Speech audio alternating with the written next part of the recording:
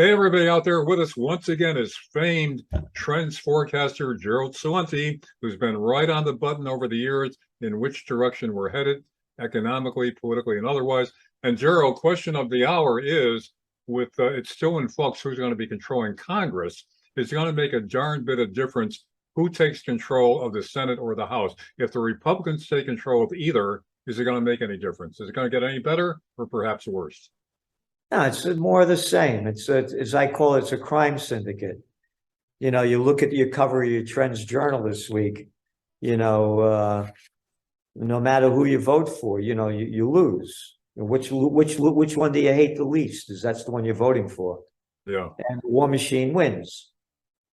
There was an article that came out on antiwar.com reporting on Republican Party divisions over funding the Ukraine proxy war. The Washington Post notes that despite scattered internal opposition, the GOP remains, quote, home to a large number of old school hawks who promise to continue providing support to Kyiv. And then you look at the Democrats. I call them repulsivekins and Democrats. Remember, you had all these so-called progressives that sent a letter to Biden saying we need peace negotiations. And then the next day, less than 24 hours, they retracted it. Right. And every Democrat voted for $40 billion of our money to Ukraine to keep flooding the killing fields. What's going to change? The corporations, it's fascism, merger of state and corporate powers. Exactly. So, they had an election over there in Georgia. And that woman Abrams, who ran for governor. Yeah. You know how much money she raised for a campaign? How much? $100 million and lost. $100 million. Yeah, which shows you how much special interests are riding on the outcome of these elections. You got it. Yeah. Greedy interests. Yeah. There's an article in this week's Trends Journal. The big zone two-party system. Billionaires spend record amount in 2022 midterms. So when you look at the guy, the jerk off over there in Illinois, Pritzker, comes from one of the richest families in America. Yeah. Family owns Hyatt hotels. His sister was on the Obama, I think she was Commerce Secretary. Mm-hmm. George Carlin said it. It's one big club and you ain't in it. Right. America, this is the country that kills people all over the world in the name of bringing freedom and democracy. We don't have it here. Yeah. I mean, grow up, everybody. You can't run for office if you're not a member of the club. No outside parties are allowed. The crime syndicate wins all the time. Nobody else could get on the ballot and win. It's right in front of everybody's eyes. And both sides are in on it. Both. Oh, yeah. Deals, yeah. Again, the war machine wins. Yeah. And, where is all that money going in Ukraine? No accountability. Now, there's reports that some of the bigwigs in Ukraine are buying up property in Switzerland with the money that we're sending. Again, look at the money that they can't find from in the defense budget. It's tens of trillions of dollars. It was coming out before the Iraq War, and everybody forgot all about it. Mm-hmm. No, it's a crime syndicate. They're stealing our money, and they're ruining our lives. And it's right there for everyone to see. But people don't care about the facts. They don't watch what's going on. They're more concerned about the World Series and what football team is winning. And as we mentioned before, Gerald, it's more and more control of the media. So we're already at the stage where it's all state news, what they approve, what they say we could see and hear. And once you control the media like that, the information, then the game is over. You don't know, you get nothing real information to judge anything by. And that's why with our magazine, the Trends Journal, right. we're true journalists. We make it very clear. These are the facts. Like I said, $100 million. That's the fact. Yeah. Then we give the analysis. We don't distort the story. We make it clear. This is our trend post, now trend forecast. Nobody does that. And what you're seeing here is the destruction of our country right in front of our eyes. yes, we're well on that road. We're well on the way to destruction. And you know, you're a prime example of what happens when you go off the reservation. You used to be interviewed by all the networks, all that. You were sought after, and suddenly no more Gerald Celente because you had the audacity to say it wasn't a good idea to get involved in Iraq, and that was it for Gerald Celente. Yep. I said America would lose. And I Yep. said we lose the Afghan war, and that was the end of it. Yeah. And then they brought me back, by the way, when I called the Panic of 08. I took the domain name out in 2007. Yeah. So it brought me back for a couple of years after that. But then when I started going after the Fed, saying they're making up this stuff, quantitative easing and these low interest rates and zero interest rate policy in Europe, I said, this is unprecedented in the world. Yeah. They didn't teach me about this in Economics 101 in graduate school. They're rigging the whole system. But that was the end. Yeah.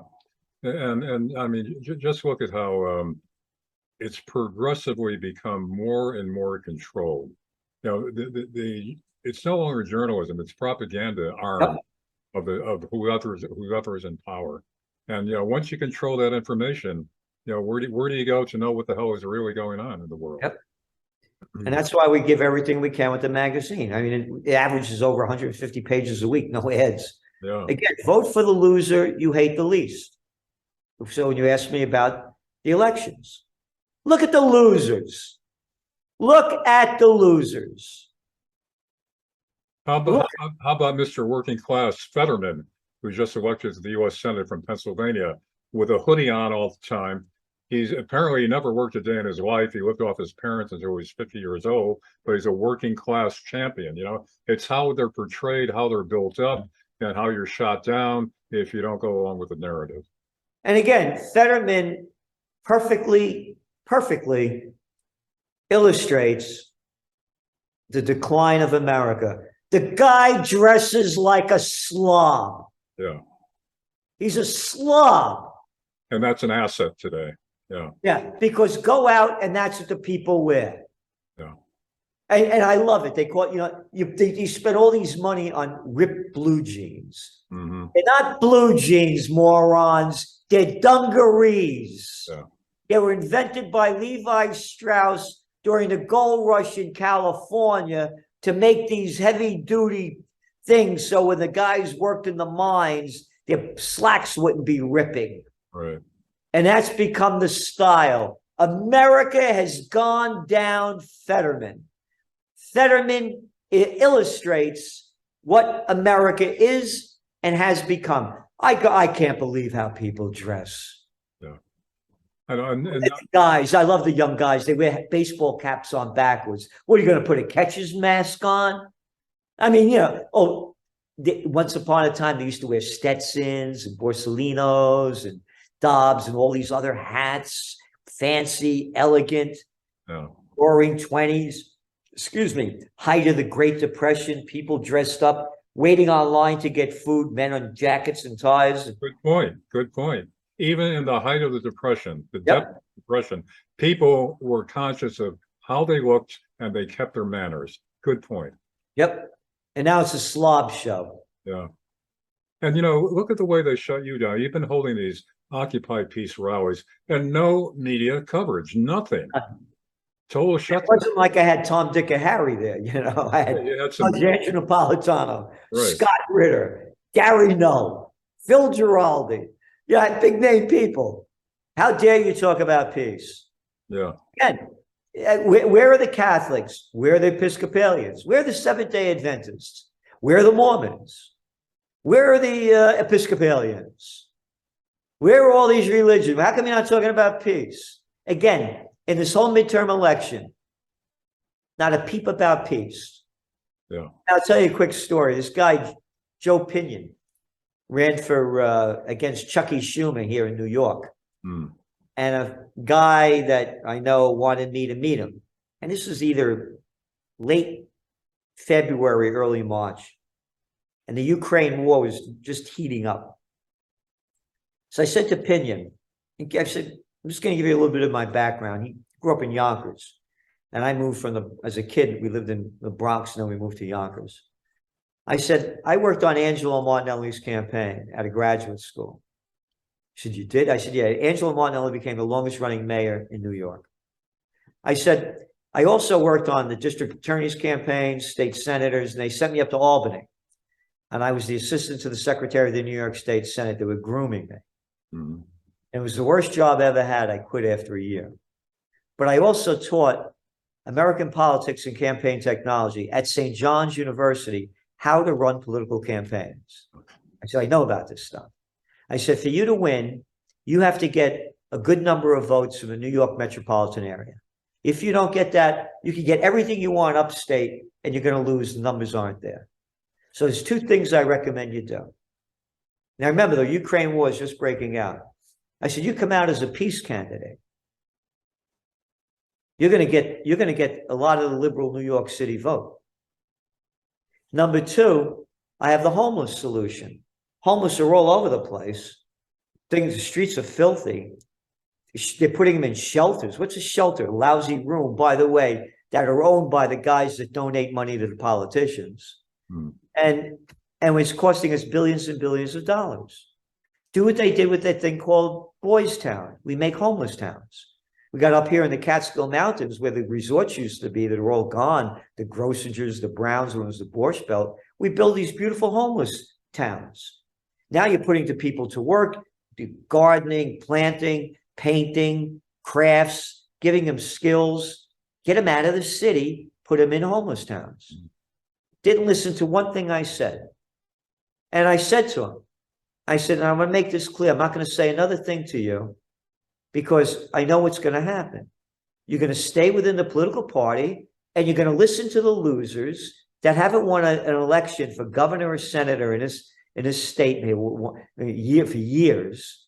And they're going to give you the same crap and you're going to spew it out and you're not going to get anywhere. That was my conversation. And of course he lost. Yeah. As did the guy running for governor. Let me ask you this, since you're in New York, I'm in Pennsylvania.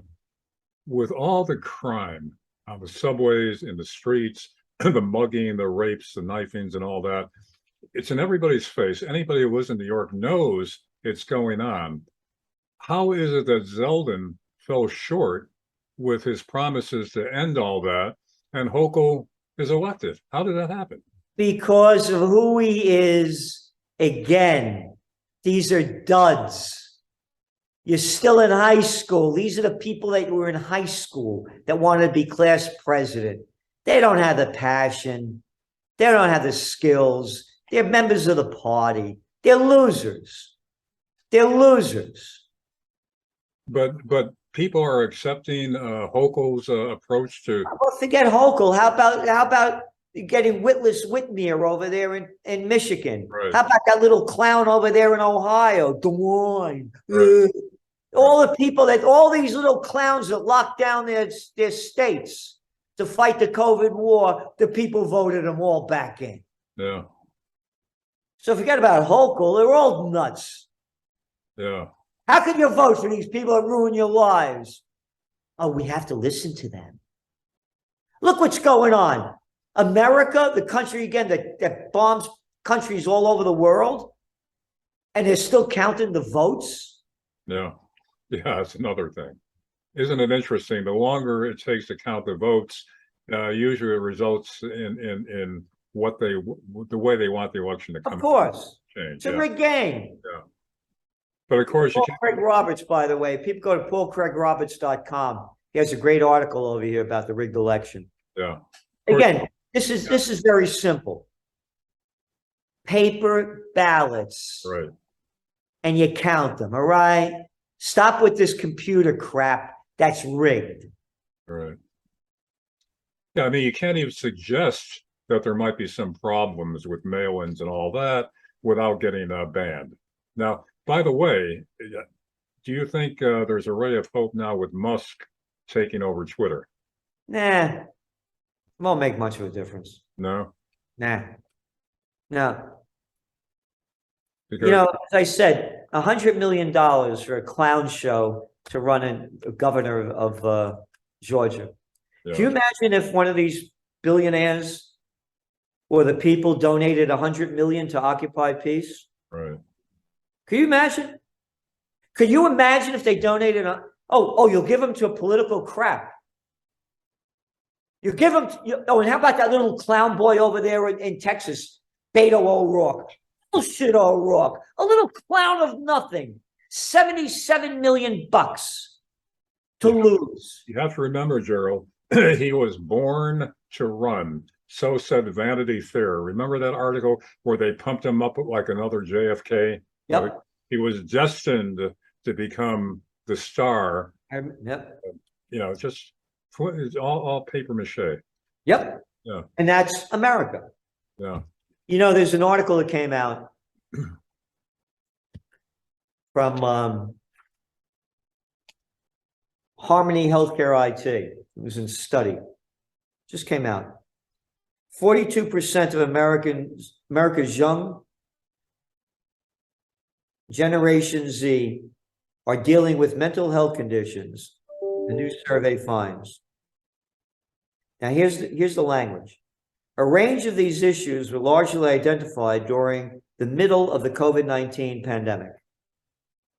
They're all calling it a pandemic. No, it happened because of the COVID war lockdowns. Mm-hmm. I ask everybody, how many people died of COVID?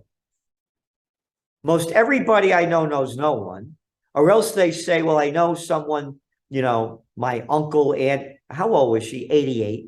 Oh, 88. The average age of death in the United States is 78. So I guess COVID, she didn't have COVID, she would have lived to, 89. And again, CDC numbers, 94% of the people that died had 2.6 pre-existing comorbidities. Yeah. Well, I'll tell you something else. All the people I know who've come down with COVID, they were all vaccinated, double vaxxed, boosters of all over the place. And, there's a pattern there. You suggest something going on there, of course, you get shut down. But really, science, Fauci was science. The financial incentive with this, has never been examined properly. Well, we've been writing about it. We put the numbers in there. Right. I want to say this because they're blaming things, quote, on the pandemic.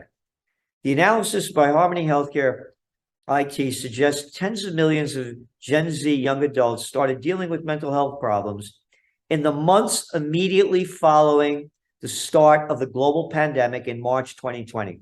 Not the start of the global pandemic, the start of witless Whitmer, arrogant Gavin Newsom, a little jerk over there in Ohio, the Des Moines, arrogant Andy Cuomo, one clown after another. Stay home. Don't go to work. Don't go to school. Lockdown, selling fear and hysteria based on political science, not real science. Yeah. But they keep blaming it on the pandemic. And I said, how many people do you know that died of it? Right. Do you know? How many do you know? I know of none. I don't either. No. None of my friends do. But I do know that those who've come down with it, I know personally, they're all vaccinated. So it's 3/4 of these young people under 25 say the pandemic, again, not the pandemic, the lockdowns, negatively impact their mental health, with many citing loneliness and uncertainty about the future. Yeah. All right, listen. 85% of Gen Z respondents said they are worried about the future in general. Okay, now, 85%. When we were young guys, all the polls that used to come out, the future was always going to be better than the present and the past. Right. Right. And now it's the opposite. Yeah. Now it's the opposite. So you don't have to be a genius to see where this is going. Yeah. Well, Gerald, with Hochul still in power, how much more can New Yorkers take before it all falls apart? Again, look at the people. We become a Fetterman society. The people follow their orders. You're making up crap. You got painting circles 6 feet apart out on the sidewalk over here across the street from me. When they put the farmer's market, took it off the street and put it in the parking lot. And 6 feet circles in front of the vendors. Yeah.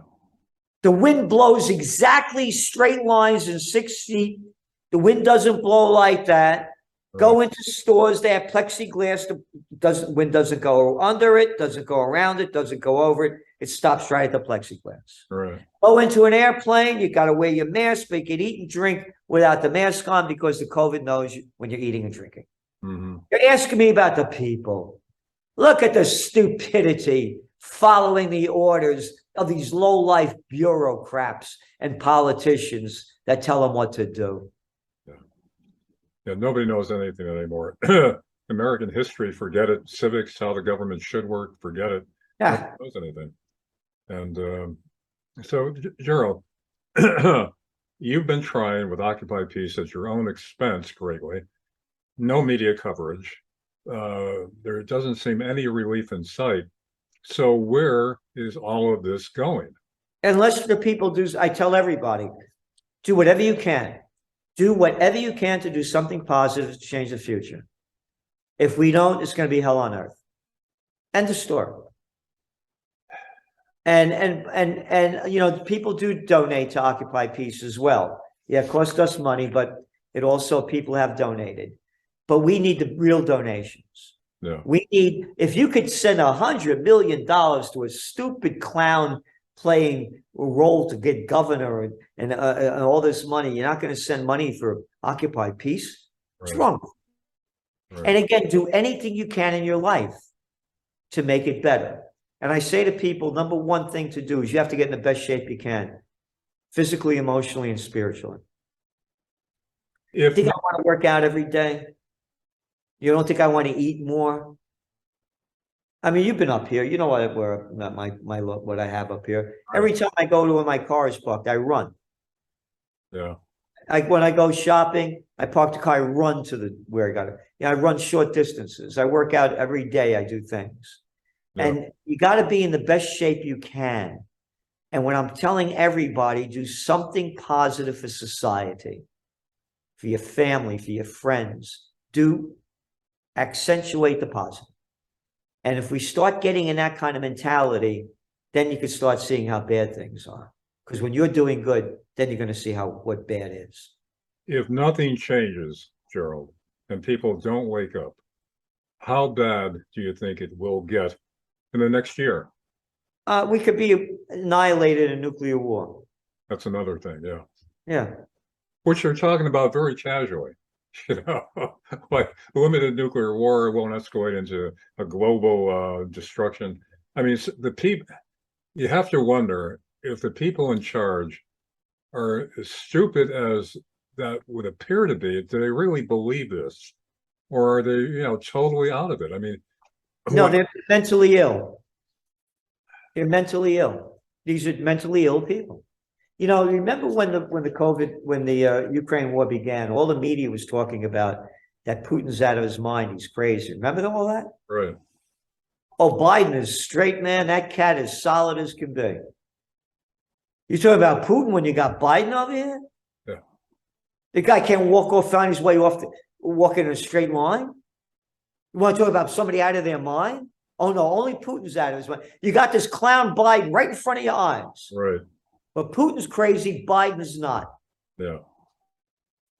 Yeah, and I live near Scranton, which is Biden's hometown, working class Joe, one of the most corrupt families in politics, considering what's on the Hunter Biden laptop, which they totally suppressed before the election, so Biden would achieve the presidency. I mean, what's on there is enough to put them all in jail. It's enough to bring them all down, and nothing is happening because the way I see it, they are now politicizing the Justice Department, and the FBI is becoming like a private police force to enforce compliance, whatever the narrative is. I mean, they're hitting people. It's a chilling effect. More and more people are afraid to speak out. And this is what happened in Nazi Germany and Mussolini's Italy, in China, all the same earmarks, heading in the same direction towards totalitarian control. Oh, it's right in front of our eyes. Yeah. You could not come out against, say, look, I don't want to get the vaccination. Why? How dare you say that? Right. I mean, it's total. I call it the USSA, United Soviet States of America. Yeah. It's a combination of communism and fascism. Fascism is the merger of state and corporate governments, according to Mussolini. Right. And the corporations run everything. Yeah. Look at the clown playing out as Secretary of Defense, Lloyd Austin. Where did he come from? Oh, you mean the board of directors of Raytheon, the second largest defense contractor? Isn't that interesting as a background? Yeah. Right in front of your eyes. I look at, none of these guys spoke up, stood down, or resigned with Biden's crazed withdrawal from Afghanistan. No, well, he got everybody's mind off it with the Ukraine war. Yeah. I mean, they got promotions, these guys. I know. Oh, but I love how they wear all their medals, these guys in their drag outfits. Grow the hell up, for Christ's sakes, with all these medals on you. Last night I went to an event for a friend. They honored him, and they did the Pledge of Allegiance. I pledge allegiance to the flag of the United States of America, to the republic for which it stands, one nation under God. One nation under God. What God supports war? Right. What God you talking about? Tell me the God. Tell me the God. Tell me the here. This is an article. This is from National Review. This guy Richard Lowry, or Lowlife, it should be. Oh. He's the editor. Quote: "We need more and better weapons for a newly threatening security environment. Russia's aggression underlines the potential of the U.S. having to fight simultaneous wars in Europe." Oh, we have to fight simultaneous wars? Hey, little boy, you gonna go fight? Oh, anyway. In Europe and Asia. You ready? To defend NATO and to stave off a China attack on Taiwan or elsewhere, when our forces currently may not be adequate to winning one fight. Hey, Lowry, loser Lowry, America hasn't won one fight since the end of World War II. And you're telling us to get involved in NATO? George Washington's farewell address, telling the American people, do not get involved in anything in Europe. These conflicts have been going on for centuries. And Eisenhower's farewell address about the military-industrial complex. Yep. Yeah. Here's another thing, Gerald, that really gets me. China, we allowed China to build itself up militarily and economically with our money because the corporations wanted that upfront profit by shipping manufacturing abroad. So we created this Frankenstein monster with the help of Joe Biden, by the way, who led the charge to admit China to the World Trade Organization and give them most favored nation status. Now he's telling us he's going to deal with China. He's compromised by China, and especially what's on that laptop. That's not getting the coverage that it should.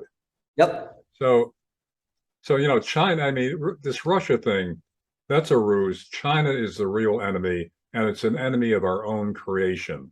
Yep. And if China becomes dominant, which is their long-term goal, they're not going to be a friendly dictatorship to the United States. They're not friendly to their own people. Look at the zero COVID policy. Yeah.